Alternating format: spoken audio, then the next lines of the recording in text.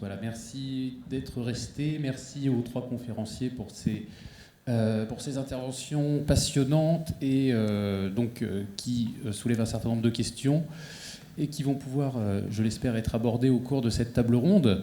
Alors, nous allons... je vais tout d'abord vous poser, moi, quelques questions, et puis après, nous prendrons bien évidemment des questions du public.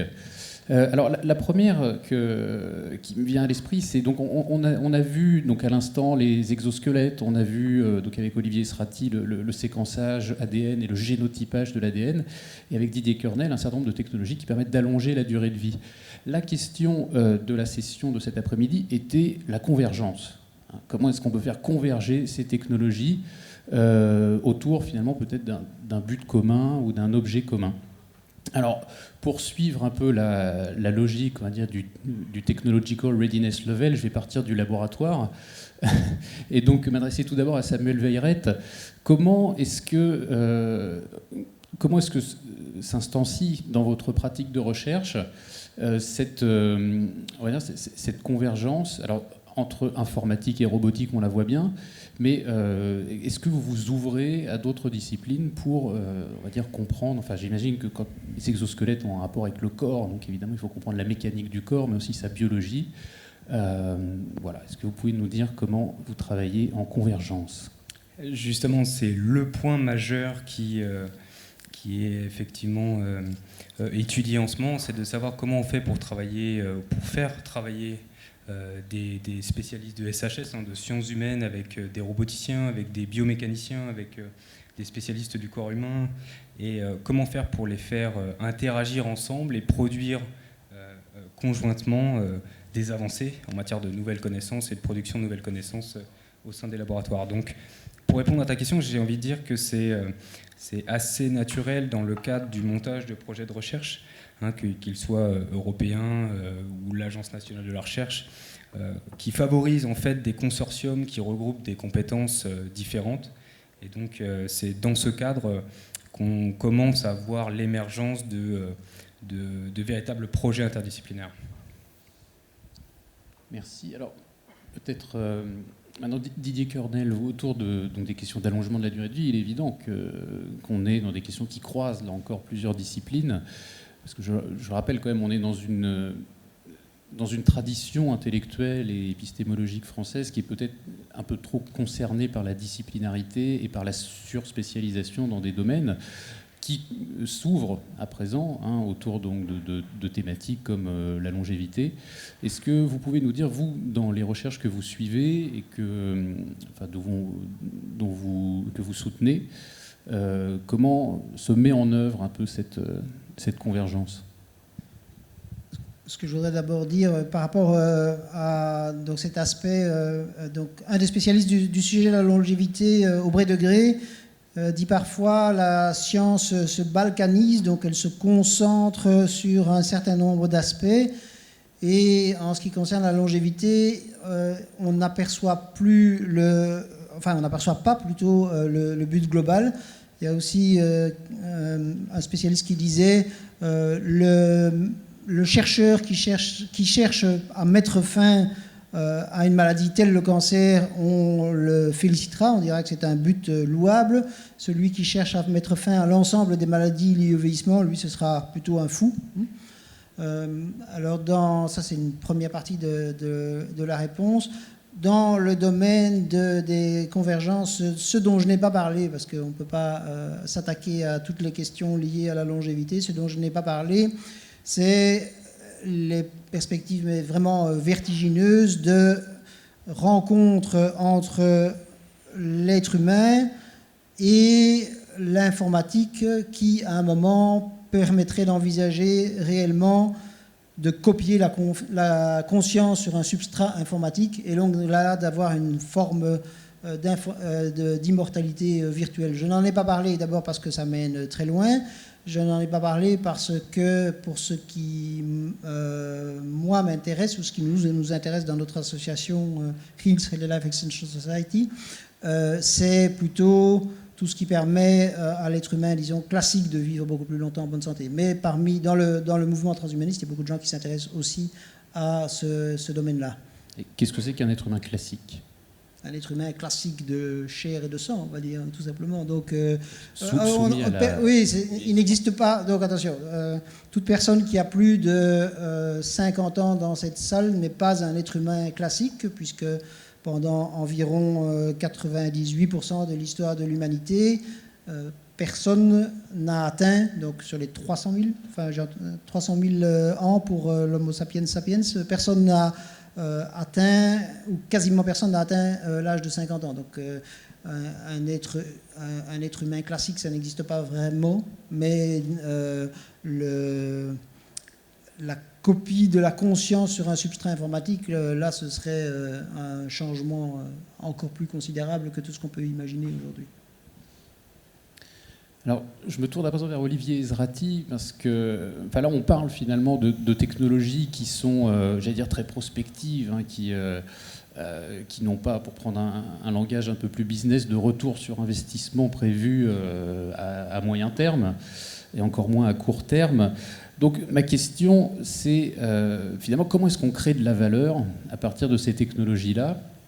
Et voilà, comment les startups qui sont, d'après ce que j'ai vu, quasiment toutes américaines, dans ce que vous avez montré dans votre... Il y a 3 anglaises, j'ai vu, mais toutes les autres sont pour le américaines. séquençage. Mais après, l'usage du séquençage, il y a quand même des boîtes en Europe, heureusement, qui travaillent sur des pathologies spécifiques, des traitements spécifiques.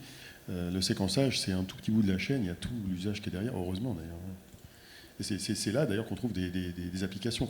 Moi, j'avais rencontré mon cousin justement qui s'avère être le dirigeant du Généton à Évry, et il m'avait dit que le séquençage, il s'en foutait un petit peu. Alors, ça m'avait étonné il y a 3 ans. Pourquoi ? Parce qu'en fait, le séquençage, c'est juste une suite de codes, mais derrière, tout le travail des chercheurs, c'est de comprendre à quoi sert le code et de comprendre le fonctionnement des protéines, comprendre le fonctionnement de tous les éléments qui régulent l'expression des gènes. Et ça, c'est un champ de la science qui est immense et pour lequel le séquençage en tant que tel n'apporte pas de réponse, en fait. Le séquençage, il apporte juste des suites de ATCG et ça ne sert à rien, en fait, en tant que tel. C'est l'usage qu'on en fait derrière qui a de la valeur. Alors, pour répondre à ta question sur les business models et les cycles technologiques, eh bien, les sociétés qui aujourd'hui génèrent de la valeur sont des sociétés qui traitent des problèmes d'aujourd'hui. Donc, la plupart qui cherchent à trouver des thérapies ont créé de la valeur. Quelqu'un qui est capable de traiter les effets de la maladie d'Alzheimer, qui est capable de traiter la maladie de Parkinson, qui est capable de réduire les effets du diabète, qui est capable de réduire le nombre d'occurrences de maladies génétiques rares, génèrent de la valeur. Les gens qui améliorent l'espérance de vie, qui améliorent la qualité de vie, génèrent de la valeur. Donc il y a tout un tas de sociétés qui se créent dans ce domaine-là, et heureusement, elles créent de la valeur à court, moyen terme. Alors il faut savoir aussi que le cycle de vie des entreprises innovantes dans le domaine de la santé a toujours été historiquement plus long que le cycle de vie des startups classiques dans le monde de l'Internet. Parfois, il faut 10 ans pour générer un résultat. Dans les exosquelettes qu'on a vus tout à l'heure, la plupart des projets qu'on voit, c'est des projets de recherche en fait, qui existent depuis 5-10 ans et qui aboutiront réellement que dans un grand nombre d'années. Et on peut avoir, pour répondre aussi un peu à la question, on peut avoir de la valeur qui est dérivée de projets de recherche, c'est-à-dire effectivement un projet fédérateur avec des grandes ambitions et des grands objectifs, et puis finalement des briques technologiques qui sont issues de ces projets-là, qui vont donner effectivement une véritable valeur à court terme ou à moyen terme, et pas forcément l'objet de la recherche initiale. En fait, le concept des NBIC, il existe déjà, même pour n'importe quelle boîte qui fait des objets connectés aujourd'hui, sans rapport avec les sujets qu'on a traités tous les trois, sont des boîtes de la convergence. Elles sont toutes des boîtes qui intègrent de la mécanique, de l'électronique, de la data, du logiciel, de l'informatique embarquée, du cloud, et si possible, en général, un peu de sociologie, parce qu'il faut que l'objet serve à quelque chose avec un usage qui a une valeur sociale. Et si possible, d'ailleurs, je l'évoquais dans une table ronde et une intervention de l'année dernière, un peu de valeur émotionnelle. Donc même une société qui est hors du spectre de la singularité est une société NBIC, parce qu'elle doit intégrer tout ça. Donc aujourd'hui, je pense que tout entrepreneur qui se lance, quel que soit le sujet, doit être à même à intégrer des disciplines différentes, à défaut de séparer simplement le marketing et la technologie. Mais dans le domaine technologique, il y a les sciences dures, les sciences humaines, il y a le hardware, le software, il y a la santé, le numérique, et tout ça, c'est aujourd'hui, c'est pas demain, quoi. C'est aujourd'hui, c'est une nécessité absolue. Tout à fait. On a 15 minutes maintenant pour prendre des questions venant de la salle. Il y a un micro qui circule. Voilà. Alors si vous levez la main, je ne vous vois pas. Il y a bien des volontaires. On a raconté suffisamment de choses provocantes pour qu'il y ait des questions ou des interrogations. Ah, monsieur. Oui.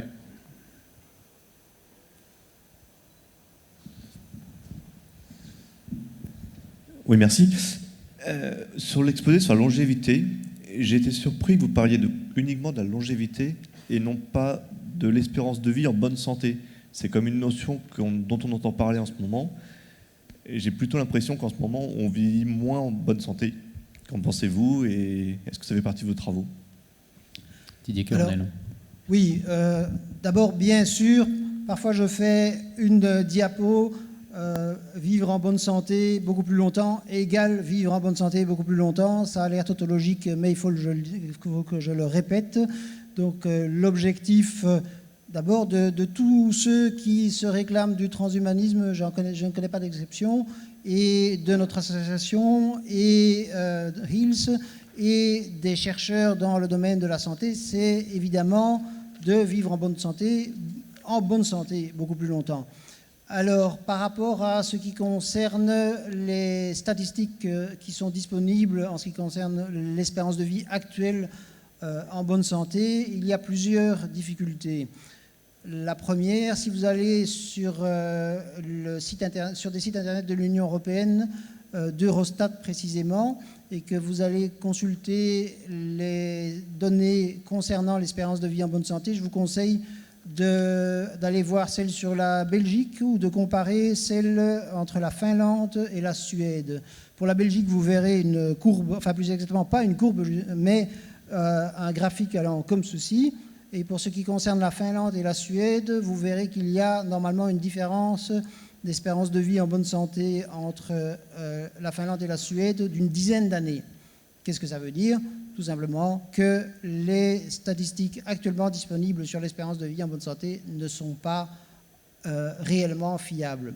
Alors, vous savez que la presse n'annonce pas quand les trains arrivent à l'heure, sauf en Belgique où c'est un cas assez exceptionnel. Donc la presse préfère les mauvaises nouvelles aux bonnes nouvelles. Et donc, lorsque il y a à un moment des données mesurées donnant une diminution de l'espérance de vie en bonne santé, ça fait des titres plus importants que lorsque cela va mieux. Il y a une étude large, relativement récente, qui donne plus ou moins 3 années de gain d'espérance de vie en bonne santé pour 4 années de gain d'espérance de vie tout court, donc données transversales. En ce qui concerne les progrès qui sont actuellement en cours, les maladies, pour tout ce qui est maladies cardiovasculaires et cancer, il y a une très forte diminution de la mortalité et aussi il y a une très forte diminution de l'incapacité. Par contre, il y a un domaine dans lequel nous progressons peu, voire très peu, c'est tout ce qui est autour des maladies neurodégénératives. Et pour le moment, en effet, pour une personne âgée atteinte de la maladie d'Alzheimer, puisque c'est le plus courant, à ce moment-là, il y a un processus, malheureusement, de dégradation lent, et là, avec un gain qui est plus un gain d'espérance de vie tout court qu'un gain d'espérance de vie en bonne santé. Donc, c'est pour cette raison-là, notamment, que, de mon point de vue, c'est vraiment une priorité absolue, les recherches dans le domaine des maladies neurodégénératives. D'ailleurs, je vous parfois par rapport à la question, je fais la question et la réponse. La question c'est est-ce que vous voulez vraiment vivre sans limitation de durée? Est-ce que vous ne trouvez pas que c'est naturel de mourir un jour? La question qui se pose, c'est est-ce que quelqu'un ici dans la salle souhaite mourir du cancer? Bon, je ne vais pas refaire le test, la réponse est toujours non. Est-ce que quelqu'un ici souhaite mourir d'une maladie neurodégénérative? La réponse est encore plus non. Et donc, la même chose en fait pour toutes les maladies liées au vieillissement. Donc, vouloir vivre sans limitation de durée, ça veut dire vouloir lutter de manière efficace contre toutes les maladies liées au vieillissement, et ça ouvre des perspectives qui sont d'une part vertigineuse, mais d'autre part, je pense, globalement extrêmement positive.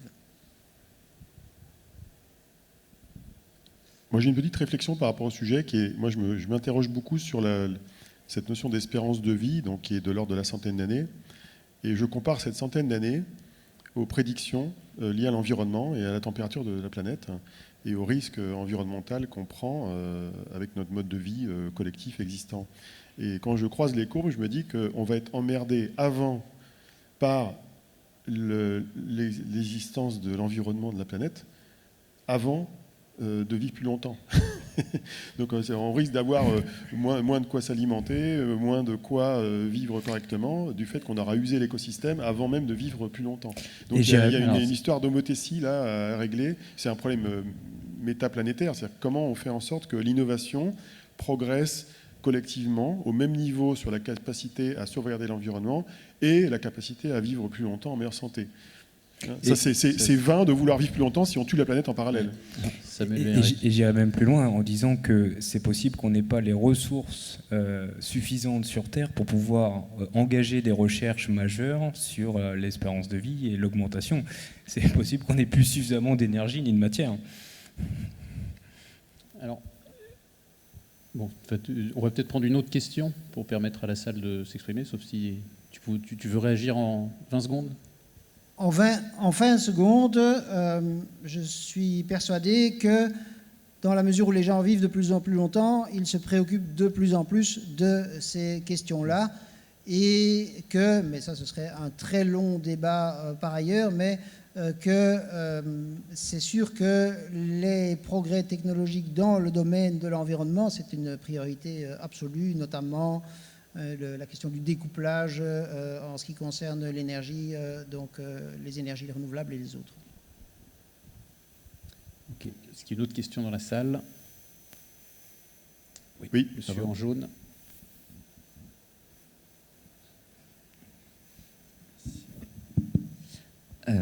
Oui, donc bonjour Frédéric. On parle anti-vieillissement et ça me rappelle un peu dans la mythologie grecque, je crois qu'il y a quelqu'un qui a fait l'erreur de se contenter de demander justement l'immortalité en oubliant la jeunesse éternelle. Donc effectivement, il était immortel, mais il a fini pas très beau. Dans des produits cosmétiques, on nous parle de produits anti-âge, etc. Est-ce qu'au niveau scientifique, il y a des recherches qui sont faites pour justement aller carrément à l'inverse, c'est-à-dire qu'on ne se contente plus de stopper le vieillissement, mais on va rajeunir. Donc on travaille sur justement l'ADN, les protéines, et du coup on fait rajeunir un corps. Quel est l'état des recherches scientifiques là-dessus? Didier. Alors donc, en fait, qu'est-ce que c'est le vieillissement? Donc, enfin, le corps humain, ça n'est pas... On dit souvent le corps humain, c'est une sorte de machine. Le corps humain et le corps d'un animal, c'est beaucoup plus perfectionné qu'une machine. C'est un mécanisme, c'est un ensemble de mécanismes où ce qui provoque les dégradations lutte contre ce qui permet les régénérations. Et donc, même une personne de 90 ans, lorsqu'elle se coupe le doigt, il y a quand même encore des mécanismes de régénération. Les recherches scientifiques, c'est pour que l'équilibre entre régénération et dégénération soit établi sans aucune limitation de durée. Entre cela et avoir un peu plus de régénération que de dégénération, finalement, ce sont globalement les mêmes recherches. Ceci dit, comme je tiens à le dire, celui qui, chaque fois que vous lisez, et je dirais ça arrive relativement souvent, dans un journal, même un journal scientifique, des chercheurs ont découvert le secret de l'immortalité, le secret de la réjuvénation, etc. C'est faux, c'est un petit pas. Et donc les progrès dans ce domaine seront longs, seront coûteux, prendront du temps. Et une des questions importantes, c'est est-ce que les recherches donc coûteuses se feront plutôt aux États-Unis, en Asie, avec un risque que, en tout cas pendant une certaine période, cela soit accessible seulement aux plus riches, ou bien est-ce qu'il y aura des investissements notamment au niveau de l'Union européenne, pour que ça soit accessible le plus rapidement possible à la majorité des citoyens. Et j'ajoute une phrase pour dire, je pense qu'il y a un risque, les gens qui se situent, on va dire, politiquement à gauche et qui disent il ne faut pas investir dans les recherches pour la longévité parce que ça va être pour les riches, une des conséquences pourrait être justement que si la gauche refuse les recherches dans ce domaine-là, ça va être réellement, en tout cas pendant une phase transitoire, pour les riches. Je voulais encore dire aussi une chose, toute la science-fiction, tous les récits sont pleins de dystopie par rapport à la longévité. C'est psychologiquement normal. Se dégrader et mourir de vieillesse, c'est quelque chose qu'on ne souhaiterait pas en fait à son pire ennemi si on pouvait lui éviter. Mais c'est aussi quelque chose à la fois d'insoutenable et d'inévitable que fait l'être humain, même s'il est un grand auteur dans la littérature, y compris s'il est un grand auteur dans la littérature, pour rendre cela plus soutenable. Il transforme le vieillissement en un phénomène globalement positif, et donc il transforme le non-vieillissement en un phénomène, on va dire, non souhaitable. Je vais décrire un exemple de paradoxe face auquel les chercheurs sont dans ce domaine-là. À la fin des chromosomes, il y a un bout qu'on appelle les télomérases, c'est en fait la fin de l'ADN. Et en fait, à chaque reproduction des cellules, la télomérase réduit en taille. Elle perd des bouts d'ADN. Et quand il n'y en a plus, la cellule meurt, pour faire simple, au bout d'un certain nombre de duplications. Alors on pourrait se dire, il n'y a qu'à trouver une solution qui évite que la télomérase perde des bouts d'ADN à chaque fois que la cellule se réplique. Le seul problème, c'est que quand on fait ça, dans les labos, eh bien, on génère des cellules cancéreuses. Parce que le propre des cellules cancéreuses, c'est se développer de manière un peu anarchique. Et donc, en fait, on a des mécanismes de régulation dans le vivant qui sont très, très complexes, qui font qu'il y a une raison d'être à beaucoup de ces mécanismes-là. Et quand on en perturbe un sans jouer sur tous les autres facteurs, eh bien, on génère d'autres problèmes.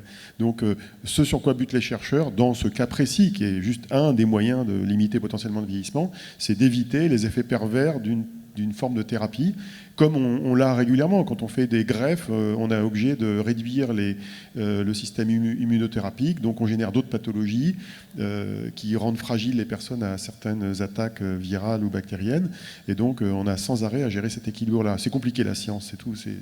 C'est pour ça que c'est lent, ça prend du temps. Pour ajouter une phrase... Il y a Samuel qui voulait intervenir. Juste, au risque de choquer l'auditoire, pourquoi vouloir transformer effectivement l'homme pour réduire le vieillissement alors qu'on pourrait changer la structure? Pourquoi pérenniser la forme humaine? On pourrait très bien, et c'est le sens effectivement de certaines recherches aussi, changer de support et donc passer du carbone et de la chimie du carbone à la chimie, à une autre chimie. Le support vivant n'est pas forcément inhérent au carbone, hydrogène, azote et oxygène. Donc ça, effectivement, c'est ce que Didier Kernel évoquait tout à l'heure sur l'indépendance au substrat, c'est-à-dire la possibilité de la conscience de survivre dans en attendant, on a quand même un grand challenge qui n'est pas le terrain de la singularité, qui est d'utiliser l'intelligence humaine pour réduire la bêtise naturelle. Et là, c'est un champ d'investigation qui est assez infini aujourd'hui. Et il n'y a pas besoin de beaucoup de technologie pour y arriver, d'ailleurs. Mais quand même, parce qu'on évoquait les risques. La question de la table ronde, c'est où nous mène la convergence technologique? Est-ce que ça nous mène vers des êtres immortels, des cerveaux dans des cuves ou autres cerveaux ordinateurs? Il me semble quand même qu'il faut interroger un certain nombre de principes sur lesquels reposent toutes ces prospectives, notamment sur le fait que la pensée pourrait être traduite en information, comme je l'évoquais dans mon introduction, ce qui n'est, selon moi, pas quelque chose qui va de soi. Didier Kernel, vous l'avez dit, le corps est une machine. Le corps serait une machine un peu compliquée, mais finalement une machine comme les autres. Est-ce que c'est votre sentiment général? Et quand je parle du corps, je parle aussi du cerveau. D'abord, je disais, le corps, c'est encore mieux qu'une machine, parce qu'une machine ne se répare pas d'elle-même, tandis qu'un corps d'être humain ou d'animal, d'un autre animal, se répare de lui-même. Donc maintenant, là, on n'a plus le temps d'aborder l'ensemble des aspects, mais la question du transfert de notre conscience sur un substrat informatique pose d'innombrables défis. Et entre autres, dans l'ensemble des milieux transhumanistes, technoprogressistes, il y a toute la question des risques liés à l'intelligence artificielle, pour lesquels beaucoup, mais pas tous les transhumanistes, mais beaucoup disent oui, c'est vraiment dangereux. Enfin, d'ailleurs, peut-être c'est important de dire que le plus grand spécialiste des risques liés à l'intelligence artificielle, c'est Nick Bostrom. Et au départ, c'est un transhumaniste. Donc, c'était vraiment un débat. Oui, nous allons vraiment devoir nous arrêter. Désolé. Désolé, merci encore à vous trois. On aurait pu sans doute en parler davantage. Vous êtes à disposition à l'extérieur de la salle, hein, donc on peut sans problème interagir avec vous si vous le souhaitez. Merci encore.